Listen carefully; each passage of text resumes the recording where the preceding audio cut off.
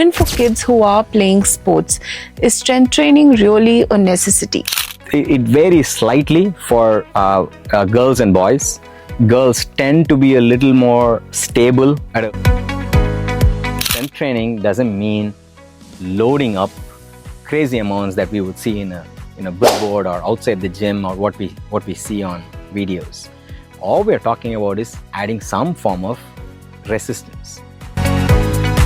From the experience I have seen, again, putting on muscle is incredibly difficult. A lot of my students have told me about, I need my me time. I mean, previously I had a lot of 20 minutes, get some rest, you'll probably fall asleep, even though they will tell you shouldn't sleep during Yoga Nidra. But it's a powerful way to calm your nervous system down, get a power nap and that kind of thing. Stress is simply think of it like a cup of water. You keep pouring more and more and more stress. Too little, not good. Too much, it overflows and you break down. So think about, say, sometimes when you push yourself.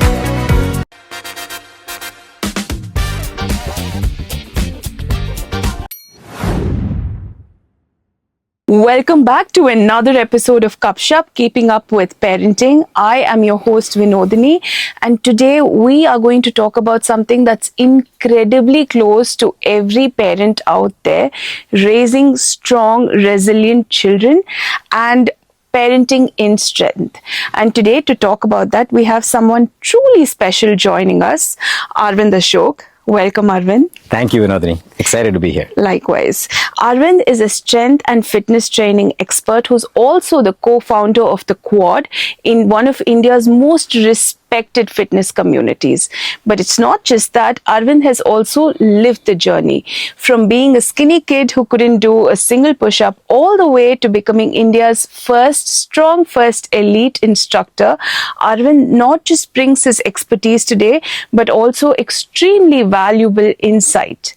Thank you so much for joining us. So in today's episode, what we're going to do is we're going to divide it into two segments really. The first segment, we're going to talk about children and fitness and bust some myths around fitness for children.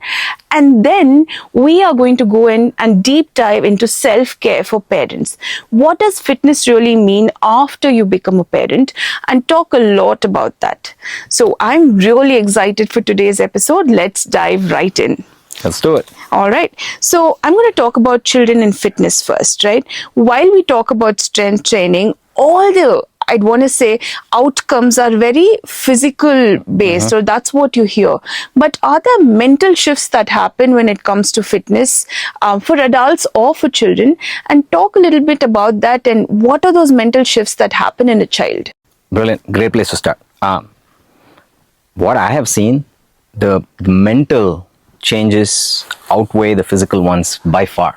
Whether it's a kid, a budding athlete, or people like us, just adults, the changes that happen when one becomes into this, oh hey, I like doing this, I like how I show up, I'm able to do things that I never thought possible.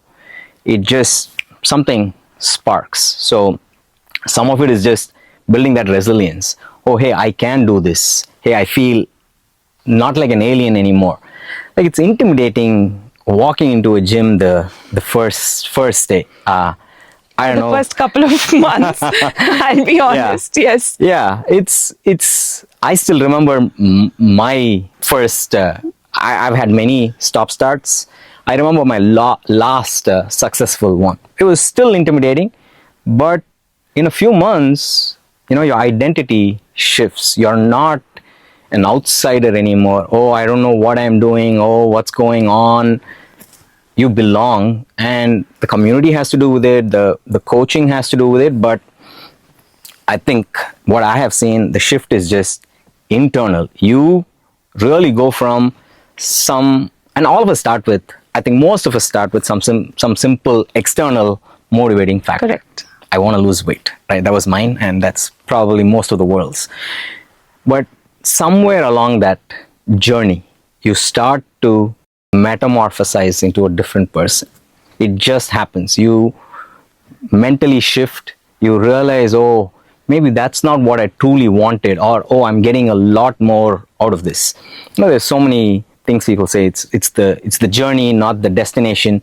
Yeah. I know it sounds very cliche, but it's so true, because you're going to go into places that you've not explored before. And I know I'm being very abstract, but self-confidence, identity, and resilience, being okay with discomfort, delayed gratification, all extremely important things for anyone, but especially kids growing up in this distracted age. All of these and a lot more happen, and the mental side is not talked about at all, and it's so much better than the physical side.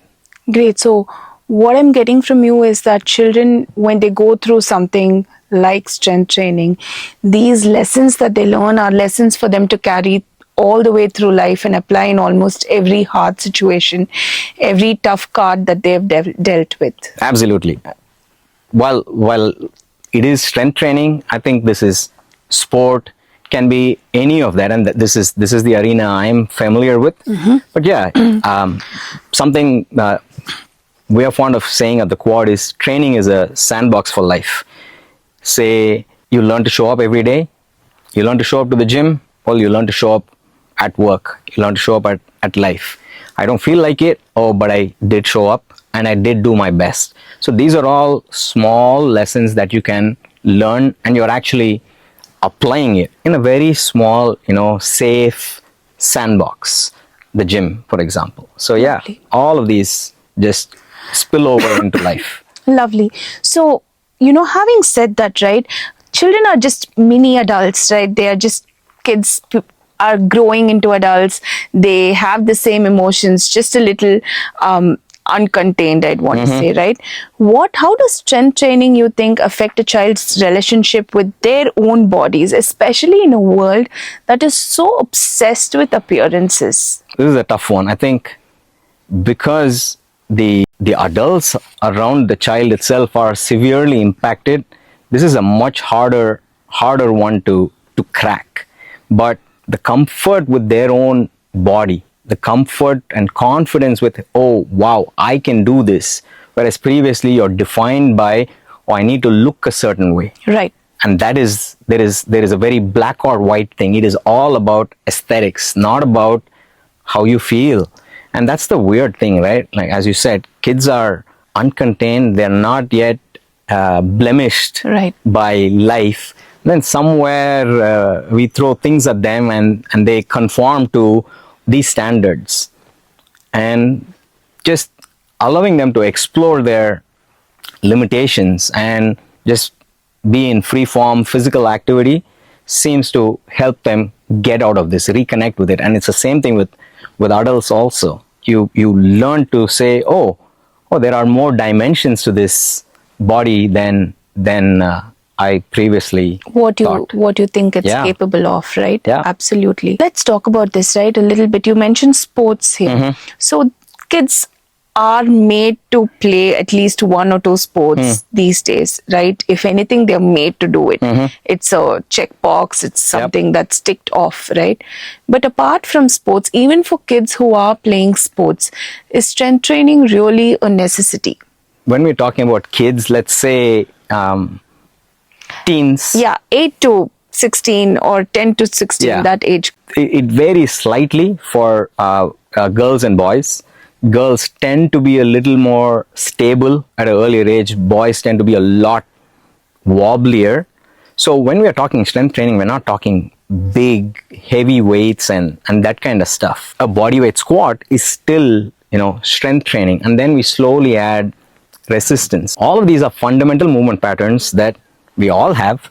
And then along the way, we lose it. I mean, you sit at a desk for 8 hours a day, well, things happen. So right.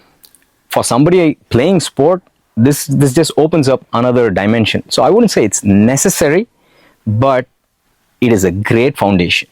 And strength is a master quality. It spills over into so many other things. So if somebody is playing sport seriously, then 100%. So I'll use me as an example. I used to play cricket for school. I couldn't play beyond a point because just running with the pads on and carrying a bat, I was a skinny, tiny kid, right? Like I'm tiny now, I was a tiny kid. So strength training would have been amazing for somebody like me, and Right. endurance training would have been great just to play the sport better. So yeah, it is certainly a valuable option, and if parents aren't sure what to do, sport, martial art, strength training, these can be not something you thrust or keep all the time, but hey, just keep mixing it up Mix and it let up, them yeah. explore it. Yeah. Got it.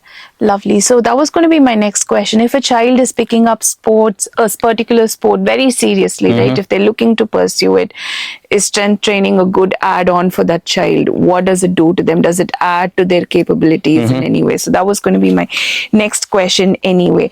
Now, I'd like your opinion or something, right? Do kids need to compete to take fitness seriously, or what is your thought on the entire competition landscape, especially when it comes to children? You do train a bunch of teens, right? So Yeah. I'd love to hear about that in the competition landscape. I think there is an inherent sense of competitiveness to activities we all do, and especially kids. For example, recently when I was running a few workshops, just during the break time that I give the kids, they are out, running and playing and competing with each other. They want to figure out who's best, not in a weirdish way, but it's their natural tendency to try and play and try and compete. So while it can go wrong, because there's school, there's marks, Right. there's already a ultra competitive edge to everything. I do think competition is a positive thing. You want to try and see where you are at. But when we make it a zero sum game, if I win, you lose, I think that's where things start to go weird. So if we can reduce that Got and it. talk about, hey, you're trying to figure out how well you can do, and you are your own competition and all that. Again, these sound like just cliche Yeah. nonsense, but I mean, they are cliches and stereotypes for a reason, because they hold a lot of truth, and doesn't mean we have to ignore them. So how do we teach this? How do I tell you that, hey, tomorrow when you come in, you're going to try to do a bit better than yesterday, not with the person next to you, because you have no idea what they're going through or what their background is. And it's the same thing that applies to kids and to all of us. So yeah, I think competition is a good thing, but Especially competition with oneself, right? yeah, especially competition with oneself. No, yes. I absolutely. I think that's something that only a activity like strength training will teach kids early on to look at themselves, to take that 1 hour or 45 minutes, even if it's once or twice a week, to really analyze themselves. Where were they at? Where are they next? And it's such a inward looking process by itself that I think it'll give them that space. Yeah. Now, speaking of strength training, I want to divert it a little bit and then go into another topic that I've read you talk about quite a bit: sleep. So for growing children, right, do you think they get enough sleep at the moment? Based off of anecdotal Yes. data from friends and all that, and students of mine, doesn't seem to be the case. And unfortunately, a lot of research seems to back it up, especially teens. And I think most of the data will tend to be American. They do report feeling a lot more tired than Right. 50% of the time. That's a ridiculous time, and especially that age. But I mean, they start to sleep a lot, but even then, when you're a teen, you're sleeping 9-10 hours, or rather you should. Only when we go into what's called deep sleep does, say, growth hormone production happen. I mean, there's a whole lot of magic happening when we sleep. So there's a magic in the first half, and then there's a different magic in the second half. But if we don't have that elongated period, then that magic doesn't happen. So yeah, this is a problem. This is a huge problem in the adult world and in the kids world. So, Arvind, as we speak about fitness, strength, sleep, etc., right, does any of this spill over into other aspects of a child's life? Does it have any significant impact that you can think of or talk about? Absolutely. There's one brilliant book and fascinating study. I think that'll help underscore this. It's by this Dr. John Ratty, and it's called the Naperville Zero Hour PE. So, suburbs of Chicago, they basically took a bunch of school districts and they added some physical activity before school started, and about 19,000 students participated. And in the beginning, a lot of these schools in the district ranked much lower than their richer suburb counterparts.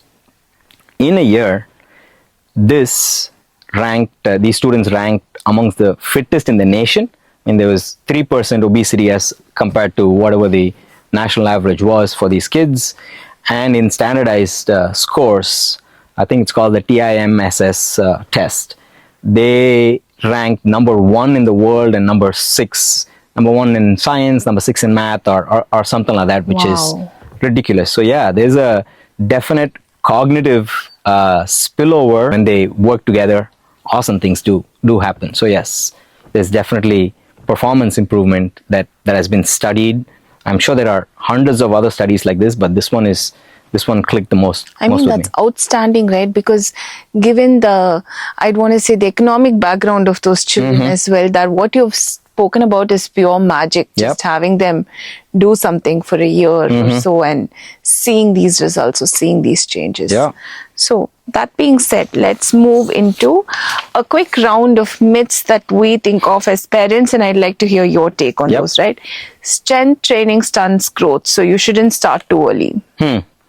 Well, first, strength training doesn't mean loading up crazy amounts that we would see in a billboard or outside the gym or what we see on videos. All we're talking about is adding some form of resistance. Carrying a school bag is, well, it's a load and kids are carrying it. If you squat with a school bag, it's not going to harm you, but if you squat with a weight, it's going to harm you. It makes no sense. So it's not going to stunt growth. It's not like, oh, I'm going to push you down and you're going to get stuck there. In fact, what happens, and this happens a lot in adults, which is why I say people are recommended strength training for stronger bones. Basically, you stress the body responds by being awesome. It expands. So it'll actually get the growth process going even further rather than stunting growth. Now, of course, good form, good technique, good coaching, sensible weights, all those disclaimers. And starting not too young, but that's not true at all. And I can give you a bunch of studies you can add to your footnotes if you'd like. Lovely. So there's this other thing of don't start strength training too early, because when they hit their 9th, 10th, 11th grades, whatever, right, they're going to stop doing it and they will put on weight. The minute they stop training, they're going to start putting on weight. So push it away as much as possible or until they actually need it. That's new. I've not heard that. But let's break that down. You put on weight because you eat the wrong kind of stuff. So if kids are sitting and studying and eating the wrong kind of stuff, yes, they're going to put on weight, but it's not going to happen because you stop physical activity. The amount of calories, especially in strength training, is actually much lesser than one would think. You run for an hour or you lift weights for an hour, calories burnt is much higher in the running. But it's a lot more than that. Strength training does other things over the long term. So yeah, I don't know how to respond to this. You wouldn't attribute it to the strength training part. I wouldn't attribute it to the strength training. I would attribute it to a whole lot of other things going wrong. Got it. All right. Yeah. So what about strength training for younger girls especially? Will it make them look bulky or masculine? It doesn't for women, but because they're growing and their muscles can grow faster, quicker, will they have a very masculine form because they're strength training? Not from the experience I have seen.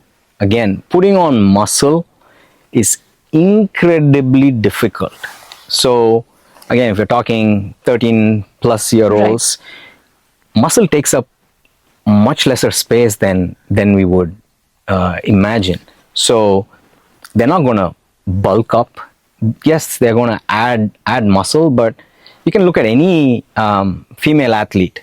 They don't look bulky. They just look athletic. So that's how they would look. I think the image of a bodybuilding type, of those kind of things we are exposed to, confuses us.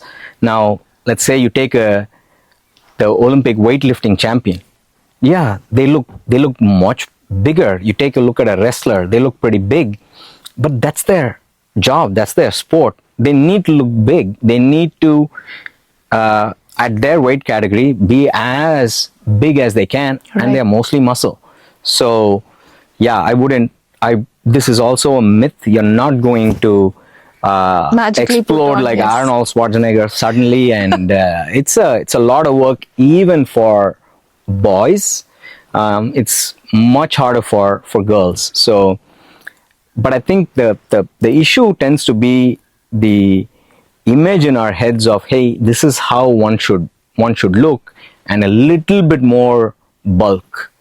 Anything that doesn't conform to the norms seems to trigger something. Yes. And in our society, everybody has an opinion about your body. So and when you're younger, you have to listen to this as a parent. So I think that probably gnaws on people more than anything else. Absolutely.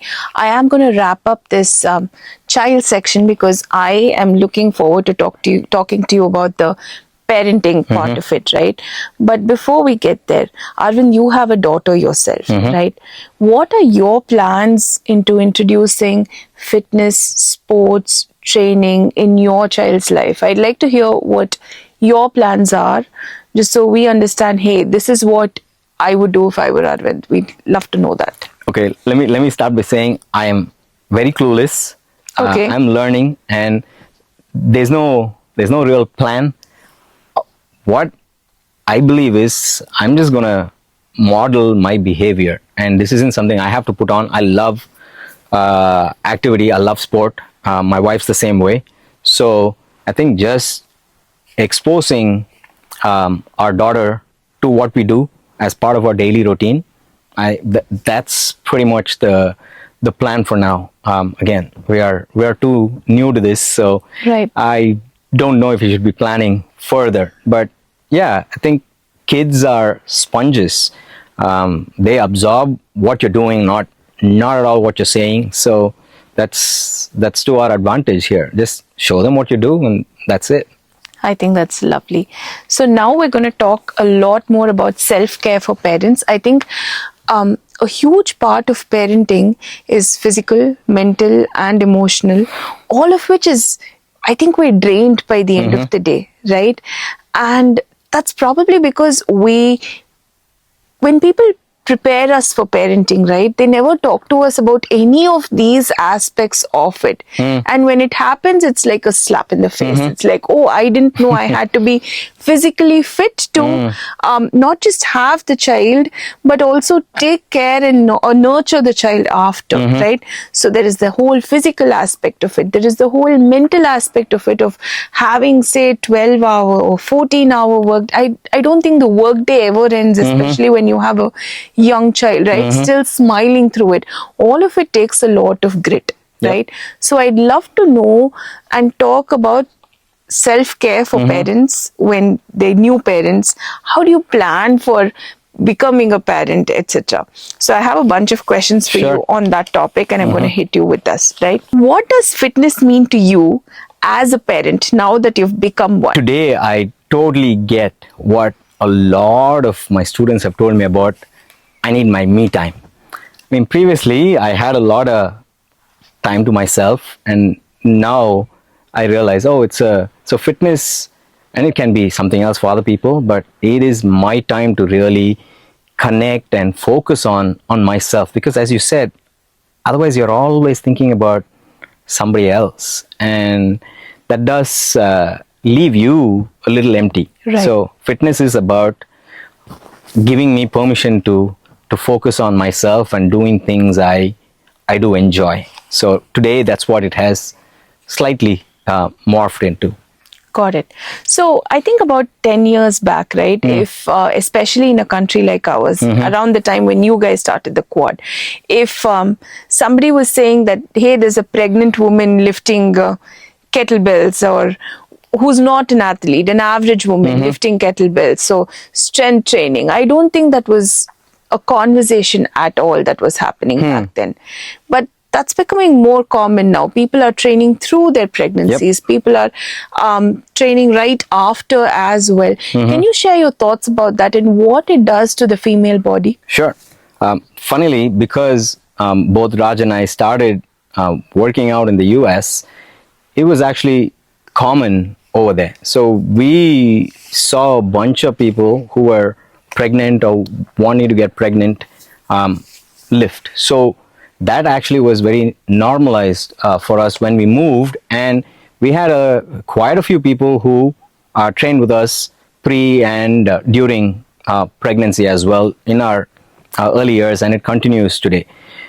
There's broadly two components to it. One is you're gearing up for the change in posture and for all the things that you need to be able to do. Say, there's going to be a bunch of weight in front, so it changes your posture. So how do you address that? How do you ensure that those aches and pains are not going to get there? Because you're literally, your bones and your ligaments, everything is changing shape. So countering that is absolutely vital, and this applies to pretty much anything, especially a very arduous process like childbirth. But the better physical shape you are in, and I don't mean better as best or anything. You being your own competition, same way. Hey, how fit and healthy can I be? Because you're going to do something crazy awesome. Yeah. So you would train for a marathon, same way. It's not that grueling, but as in the training is not silly like that. It's actually just very minimal. Hey, can I just take care of my body so that as these changes happen, I am more prepared. You're better prepared for it, right? Yeah, because otherwise it's just, I think you don't recognize yourself after the journey. I can certainly relate to that, because I think as a mother or as somebody who is so mentally prepared for this motherhood journey, I put on 50 kgs with my first pregnancy, and 6 years later it's still a struggle that's happening. So talk to me about this, Arvind. Do you see women who are so focused, and myself included, who are so focused on the numbers pre and post pregnancy? And what are your thoughts on that? It could totally be just your opinion, but what are your thoughts on it? Absolutely only my opinion, because I don't know what it is to undergo that kind of a dramatic change. But this again is a huge let's call it just how the fitness industry is a fear-mongering, awful industry, and not helped by all these body image issues. So this scale, these numbers, of what use are they? They're no use at all. They're just arbitrary numbers, but we seem to be affected by them. Of course. So yes. I would urge all of us to figure out a different metric, and it's hard to come up with one, because what matters to you might be different from what matters to me. But I think weight is something that should not matter to any of us. What is our health like? Like, how do I feel? Am I able to do these things? Because in a mother's case, there is a huge before and there is a huge after. So instead of saying I want to be able to do the same things I did, sure, maybe you might, but why are we doing that when we are undergoing something for the first ever time? And I don't think this applies to just moms. I think this weight related thing is something that is pushed on definitely on women more than men. But I've had numerous conversations with men also who refuse to get on a weigh scale. There is just significant something happening in the background that people have been affected by. No, absolutely. We've been, I think, rewired like that. I don't see myself having that mindset when I was a lot younger. But now I feel like somewhere along the last 15 years, I've been rewired into thinking a specific shape Yeah. is the ideal shape. There is an ideal shape, there is Yep. an ideal weight, there is an ideal everything. And I feel the industry has to do a part of it. Instagram probably does the rest of it. Yep. Yeah, so it's driven into my head where I'm thinking of that. Yeah. So even post pregnancy, right? I think the expectation is for mothers from themselves more than other people is to sort of magically get back Yeah. into shape, forgetting that we've just pushed out a human Yeah. being out of us. So having said that, right, if you were to prepare a checklist, Arvind, then I'm totally putting you on the spot here, a checklist for mums in terms of, hey, are you able to, when you're planning a pregnancy, right, are these 5 things is what I would focus on before you plan for a pregnancy? Are you able to squat? Are you able to, do a certain move? What would Sure. that checklist be? Well, the physical training component is very simple. I'll make it a little too simplistic now, but are you able to squat? Are you able to lunge? Are you able to row a lot, because that helps with the posture? And can you just do some carries, like literally holding a weight and carrying? These are some basic patterns that will help you, and there are some amazing resources out there. But get a coach. But the other part I would say as a checklist is talk to somebody on the other side and ask them what they wish somebody had told them before, right? Because I think we all go in thinking we're prepared, and then we realize, oh boy, I wish I knew this. Yeah. So this is something I ask guys who've been parents, who are a little ahead of me all the time. Tell me something that is useful that you got wrong. So I think in women, in mothers, this is lot more relevant. And many times when we talk to somebody else about it, it's easy to tell the other person, and then it's probably good advice that you can listen to yourself. Right. Because you know what the right thing is. We're not dumb. We know what it is. So, but when we're going to talk to somebody, when we're talking to our best friend, we're going to really talk to them. But we forget to be our own best friend many times. So, hey, by talking to them, we learn to listen to our own advice. Totally, it's a reminder. So let me throw that back at you, Arvind. What is something you wish you knew before you became a parent versus now?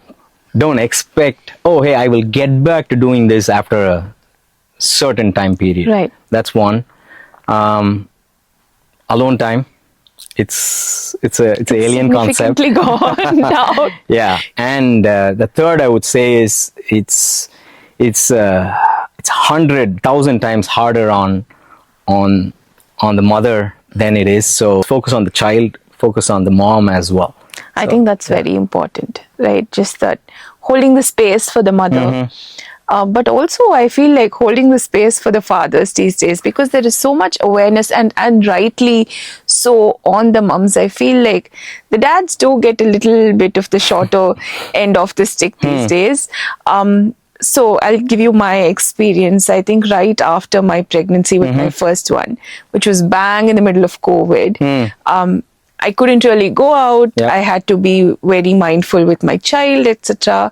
And I had huge body image issues.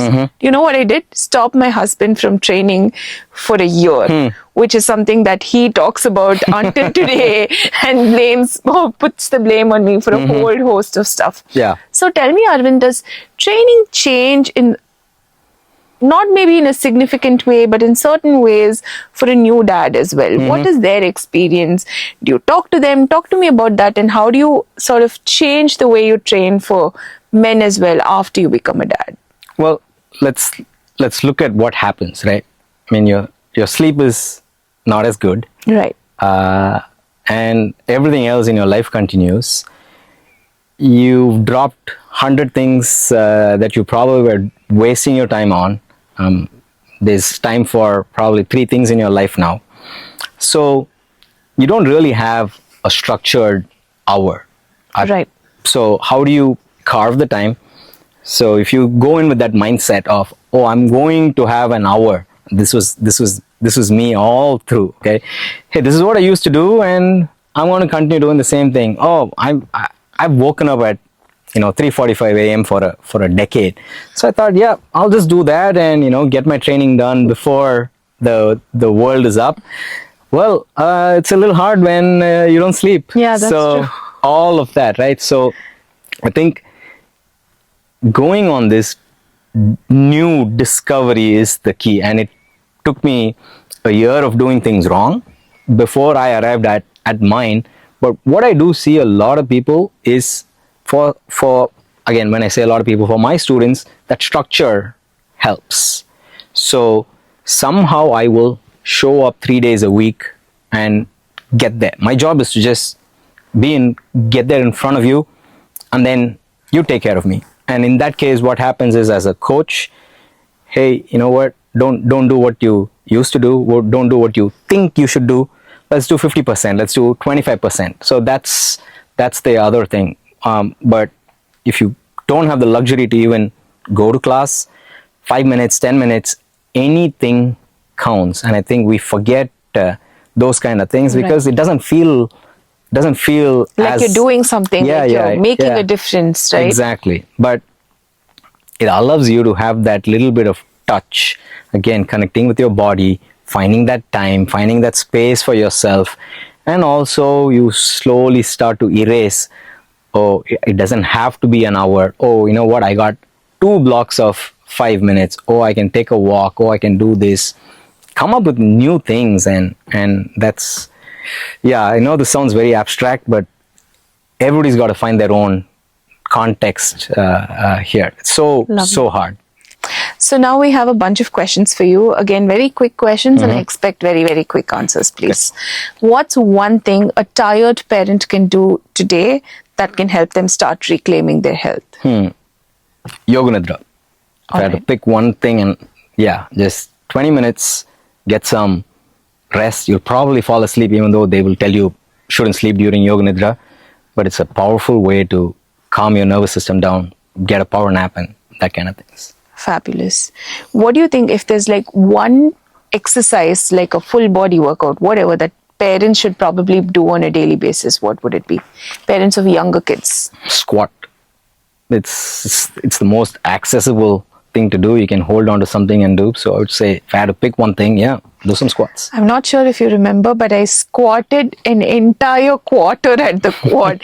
I just couldn't squat right after my pregnancy. Yeah. And all I did was come there and try to squat the entire hour. Okay. One habit of yours, this could be from very early on and something that you've picked up recently after your child, that changed your approach to strength and fitness and health. Growing older, and then after becoming a parent, I've realized, don't try to lift, aim for numbers, follow the plan as is. I prefer just having structure, but that goes out the window. Instead, training based off of how you feel, training based off of energy. That is the biggest shift I have made. Do I feel good today? I will go lift weights. I don't feel so good, I will do 50%. I'll do something else, say zone 2 cardio, because that's going to make me feel better. Or I feel terrible, or I'm going to do some stretching and mobility alone. So going based off of, hey, how do I feel today? And then trying to reclaim energy back. So ensuring that the training session gives me something, rather than, oh, I sweated it out and I feel like I did something. That has been my biggest What is the difference between the two? I mean, if you're saying, let's assume you feel 50% of yourself today, and today you decide to just figure it out and do what you think is right for your body, versus you feel the same way the next day, but decide to just go like, lift crazy weights. Does it have a difference in the impact it gives your body? What happens? So there's the physical muscle soreness or all that, and then there is our nervous system. Our nervous system, there's broadly 2 parts to it: the fight or flight, the rest and digest. So when we are sleep deprived, when we are highly stressed, most of us today are a lot more in the fight or flight. So stress is simply think of it like a cup of water. You keep pouring more and more and more stress. Too little, not good. Too much, it overflows and you break down. So think about, say, sometimes when you've pushed yourself and you've fallen sick. That is your body's way of telling you to calm down. I tried sending you signals. You didn't listen. So I'm going to, fall sick. So you actually take care of yourself. So that's what will happen. You will either really stress yourself and your body is not able to handle the stress. So you're going to injure yourself or just not recover, or you're going to have a terrible day, right? Like you gave too much and there's not enough. And especially if you're a new parent, terrible idea, because you can't go away. Your shift doesn't end, right? So that's what happens. Yeah. Okay. So complete this sentence. Strong and mindful parents raise strong and mindful kids. Correct. All right. Perfect. So I think we're going to end this with a quick question, right? How does as a parent yourself, and as somebody who's spoken quite a bit about modeling your behavior for your child, right? How do you think a parent's mindset when it comes to fitness influence how their children see movement and strength? What the parent thinks and talks about is all there is. Something a friend of mine told me was previously he would sneak away to go do his fitness routine, right? Like you have to find your time, you have to find your space, you don't want to, and then shifted it up and say whether it is any form of self-care, whether it's the physical activity, whether it's meditation, the eating, all of it, hey, you do it in front of your child and that becomes the normal. So how you act and how you model and how you think about it, if you're like, I got to get this done, well, that's the message you're sending it. Whereas, hey, I have 15 minutes and I got this done and I feel great. Everything we talk about is being absorbed there. And I'm sure you've seen this now quite a bit, right? They are listening to everything. Absolutely. Very scary. Very scary. It's like being on CCTV. 24/7. Yeah, can't be unguarded. So simpler to just be reasonably authentic, and also I think it helps, enables you, I wouldn't say forces you, enables you to iron out certain things that you don't want to do anyway. Right. So No, I completely agree. Our children hold us very honest to ourselves, right? So I think that makes a huge difference. Arvind, thank you so much for your time. It was a great conversation. Thank you so very much. Thank you, Vinodhini. It was a pleasure. Lovely. It was a pleasure talking.